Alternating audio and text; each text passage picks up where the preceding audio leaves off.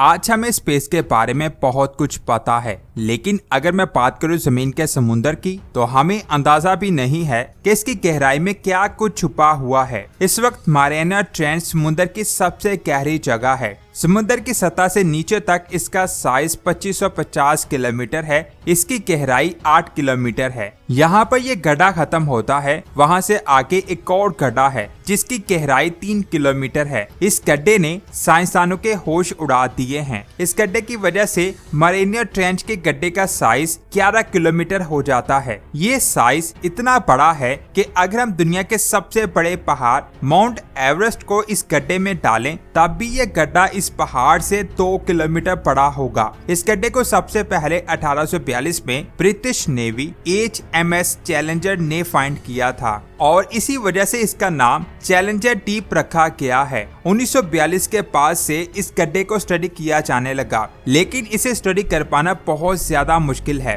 क्योंकि जैसे जैसे आप समुद्र की गहराई में नीचे जाएंगे और साथ ही इस गड्ढे में सूरज की रोशनी बिल्कुल भी नहीं पहुंच पाती, जिसकी वजह से वहां बहुत ज्यादा अंधेरा है और वहां मौजूद चीजों को देख पाना बहुत ज्यादा मुश्किल था। 1959 तक साइंसदानों को वहां कुछ भी दिखाई नहीं दिया, लेकिन 1960 में एक आर्मी ऑफिसर डॉन वॉल्श और जैक पिकार्ड एक सबमर्सिबल में बैठकर इस गड्ढे को स्टडी करने गए। 5 घंटों का सफर करने के बाद वो इस गड्ढे के करीब पहुंचे तो वहां बहुत ज्यादा अंधेरा था, लेकिन लाइट के जरिए उन्होंने वहां ऐसे जानदार देखे जिन्होंने इनके होश उड़ा दिए, क्योंकि ऐसे जानदार इन्होंने आज से पहले कभी नहीं देखे थे। इन जानदार को देखकर इन्हें आइडिया हो गया कि समुद्र की इतनी गहराई में भी लाइफ मौजूद है। जब वो थोड़ा और आगे गए तो इन्होंने एक बहुत बड़ी चीज को देखा जो उनका पीछा कर रही थी, लेकिन थोड़ी देर पीछा करने के बाद वो चीज अचानक गायब हो गई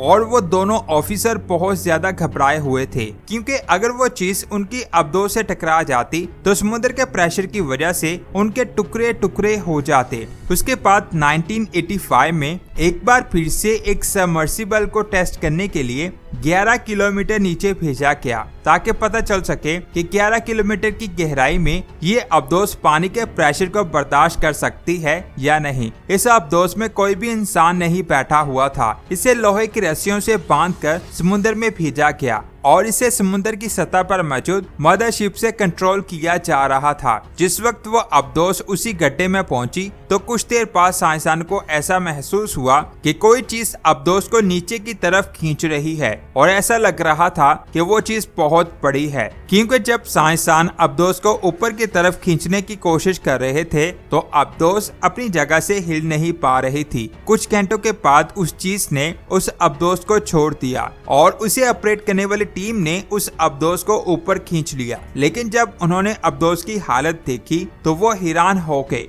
क्योंकि वो अब्दोस पूरी तरह से तबाह हो चुकी थी और इस पर बहुत बड़े बड़े दांतों के निशान थे, जिसे देखकर ऐसा लग रहा था कि इस अब्दोस को किसी बहुत बड़ी चीज ने खाने की कोशिश की थी। उसके बाद साइंसदानों ने दांतों के निशानों की शेप, साइज और गहराई को स्टडी किया, जिससे उन्हें पता चला कि समुद्र के अंदर 11 किलोमीटर नीचे यहाँ 99% जानदार एक सेकंड भी जिंदा नहीं रह सकते। वहाँ दुनिया के 2 बहुत बड़े करोड़ों साल पुराने जानदार छुपे हुए थे, जो आज से 20 करोड़ साल पहले खत्म हो चुके थे। उनमें से एक चीज थी डायनासोर मगरमच्छ, दूसरी चीज थी बहुत बड़ी शार्क मेगलाडोन। तारीख में ये दोनों जानदार बहुत बड़े और खतरनाक थे। इनका साइज आज के मौजूदा सबसे बड़ी शार्क से कई गुना ज्यादा बड़ा है, लेकिन यहाँ सोचने वाली बात यह है कि करोड़ों साल पुराने ये जानदार क्या सच में जिंदा हैं? उस हादसे के बाद साइंसदानों ने वहाँ बहुत सारी अब्दोस को भेजा, लेकिन फिर किसी भी चीज ने उन पर हमला नहीं किया और ना ही दोबारा ऐसे किसी जानदार को समुद्र के अंदर देखा गया, जिससे साइंसदान पूरे यकीन के साथ नहीं कह सकते हैं कि ये 2 जानदार आज भी जिंदा हैं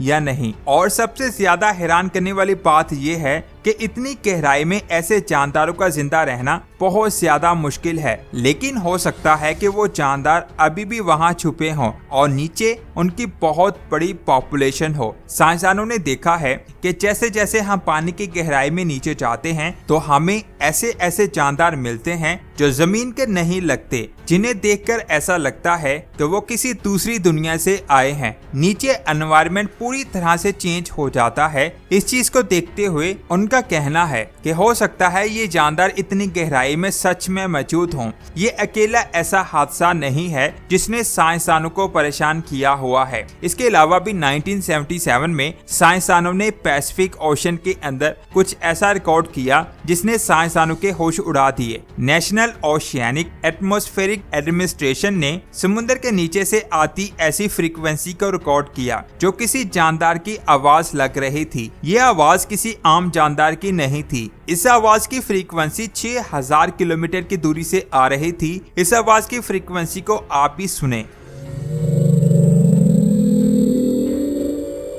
कई लोगों का कहना था कि ये ब्लू व्हेल की आवाज हो सकती है, लेकिन उस आवाज की फ्रीक्वेंसी हम सिर्फ 1500 किलोमीटर की दूरी से सुन सकते हैं, लेकिन ये फ्रीक्वेंसी 6000 किलोमीटर की दूरी से आ रही थी, जिससे ये अंदाजा लगाया गया कि ये जानदार ब्लू व्हेल से साइज में 5 गुना ज्यादा बड़ा हो सकता है, जिसने साइंसदानों के होश उड़ा दिए। ये है हम इंसान और ये ब्लू व्हेल है जिसका साइज 100 फीट है और वजन 200 टन है। और अगर इससे भी 5 गुना बड़े साइज का कोई जानदार होता तो वो कुछ ऐसा दिखाई देगा, जिसका मुंह इतना बड़ा होगा जिससे निकलने वाली आवाज कई हजार किलोमीटर दूर तक जा सकती है। इसे सी मॉन्स्टर भी कहा जा रहा है। कई लोगों का कहना है कि ये एक ड्रैगन है या फिर ये समुद्री ड्रैगन हो सकता है। ऐसे जानदार करोड़ों साल पहले ही पाए जाते थे, लेकिन इस फ्रीक्वेंसी ने साइंसदान को बहुत ज्यादा कंफ्यूज कर दिया है, जो इस बात की तरफ इशारा करती है कि हो सकता है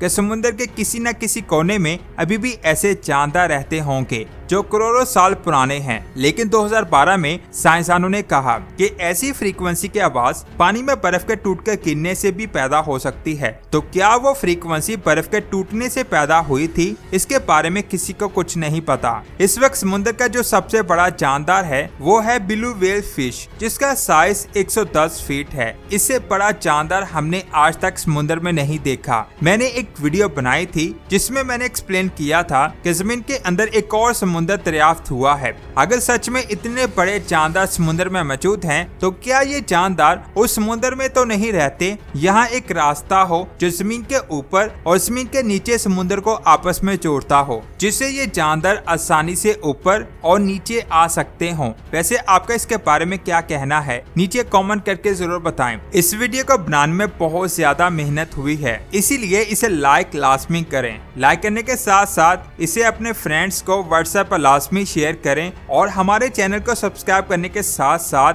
बेल आइकन को लाजमी प्रेस करें। मिलते हैं एक और शानदार वीडियो में। अपना बहुत सारा ख्याल रखें। अल्लाह हाफिज।